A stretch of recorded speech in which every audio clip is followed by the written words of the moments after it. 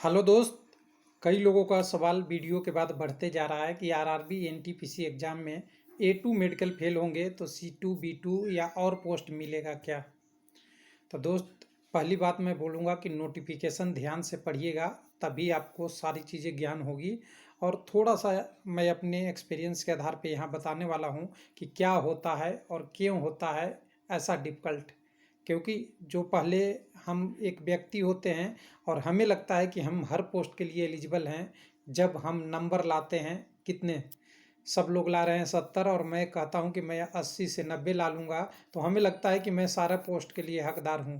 तो ये गलतफहमी दूर कर दीजिएगा। एक व्यक्ति एक पोस्ट का हकदार होता है कोई भी कंपटीशन में। यानी आपको सबसे पहला कंडीशन ये कहता है हॉनेस्टी रूप से, बिना रूल पढ़े हुए, कि जो रेलवे में 100% फिट होता है उसको नौकरी पहले पाने का अधिकार होता है। चाहे वो नंबर 70 लाए या 80 लाए या 90 लाए। नंबर एक मीडियम है जो कट ऑफ को क्लियर करने का आधार है, न कि आपको लाइसेंस देता है कि 100% आप फिट हैं। समझिएगा, ध्यान में दोनों में डिफरेंस है।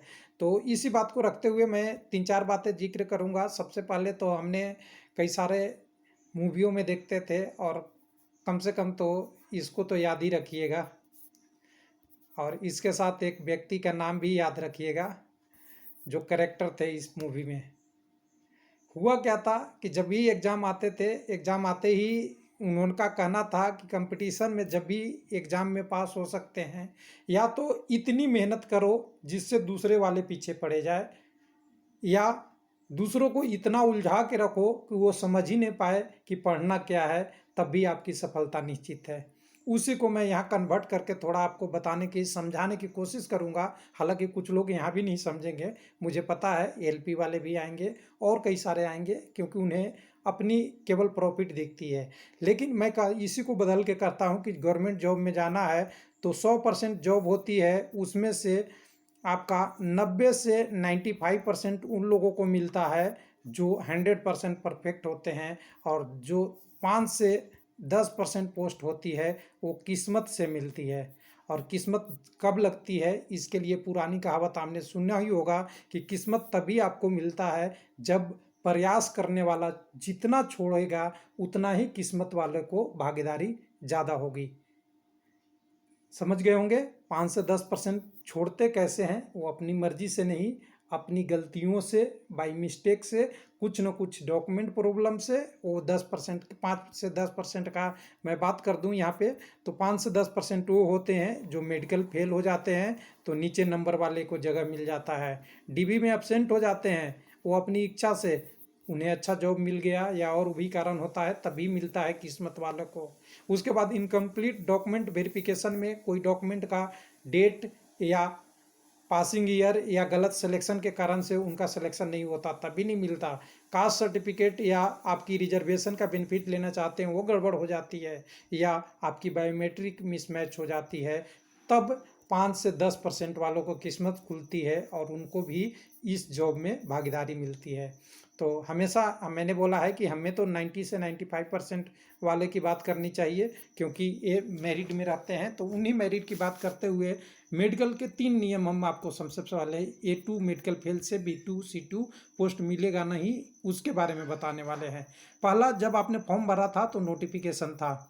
नोटिफिकेशन में आपको सबसे पहले बोला गया था कि उसी पोस्ट को आप चुनिए जिसके लिए आप 100% फिट हैं। एजुकेशनल क्वालिफिकेशन नोटिफिकेशन में दिया हुआ, आपकी मेडिकल स्टैंडर्ड, और साथ में जो भी उसकी रिक्वायरमेंट है वो कंप्लीट रखना है। तो इससे तो ये कहता है कि A2 फेल होने पे B2 C2 नहीं मिलेगा। दूसरी कंडीशन, जब आप कुछ जिसमें एप्टीट्यूड टेस्ट है, जिस एग्ज़ाम में आप जाते हैं वहाँ भी आपको मेडिकल फॉर्मेट मांगा जाता है कि इस मेडिकल फॉर्मेट में आपको बना के देना है। ये क्या है? ये है कि आप कह रहे हैं कि मैं A2 फिट हूँ, और बाद में A2 फिट नहीं होते हैं, तो रेलवे के पास इतना तो प्रूफ रहता ही है कि आपको सीधा कह दे कि आपने जो A2 दिया था उस आधार पे तो आप मेडिकल स्टैंडर्ड क्वालिफाई ही नहीं कर रहे हैं। यानी अपने से लिखा हुआ पत्र को अपने ही ऊपर लागू नहीं करना, ये भी एक बड़ी चीज़ होती है। और तीसरी सबसे बड़ी कंडीशन है कि जब पोस्ट में हम एप्टीट्यूड टेस्ट में जाएंगे, मेडिकल में जाएंगे, और ये A2 जमा कर दिए, तब आगे की लीगल ऑप्शन आपके पास क्लोज हो जाती है। रेलवे के ऊपर आप ब्लेम भी नहीं कर सकते कि मेरा मेडिकल A2 नहीं है और मुझे दूसरा पोस्ट मिले, क्योंकि आप लीगली लिख के दे चुके हैं A2 का। तो तीनों ऑप्शन देखेंगे तो लगता है कि आपको नीचे वाला पोस्ट तो नहीं मिलेगा। फिर भी कुछ लोग कहते हैं कुछ को मिला है, नहीं मिला है, किसकी पोस्ट प्रायोरिटी क्या है, ये सारा बहुत इंपॉर्टेंट है, इसकी इतनी आराम से नहीं होगी। लेकिन कुछ लोग कहते हैं कि मेरा कटअप क्लियर हो गया, मेरा पोस्ट प्रायोरिटी दिया हुआ था, इसके लिए भी। तो LP वाले होंगे शायद वो तो यहीं से समझ गए होंगे, और कुछ लोग ऐसे भी होंगे जो अभी समझने की स्थिति में नहीं होंगे। लेकिन फिर भी अगर बात करता हूँ कि LP से NTPC की एग्ज़ाम बहुत डिफरेंस है, दोनों की तुलना नहीं कर लेंगे, और कुछ दिन बाद ये भी कॉपी होना किसी चैनल पे शुरू हो जाएगा, मुझे पता है। कैसे डिफरेंस है ये आपको बताने वाला हूँ। चलिए नोटिफिकेशन में, तो नोटिफिकेशन में हम सबसे पहले आएंगे तो हमारा CBT2 एग्ज़ाम हमारा जहाँ से शुरू होगा उसको हम थोड़ा सा पढ़ लेंगे। यहाँ पे आप पढ़े होंगे, आपने भी पढ़ा होगा, इसका मतलब भी समझा होगा, लेकिन मेडिकल स्टैंडर्ड से इसको कोरिलेट करके नहीं देखा होगा आपने। क्या है कि आपका CBT1 सबका कॉम्बाइंड होगा, CBT2 ग्रुप वाइज होगा, यानी लेवल अलग अलग एग्जाम है, लेवल 2 के लिए अलग, लेवल 3 के लिए अलग, 4 के लिए अलग, 5 के लिए अलग और 6 के लिए अलग।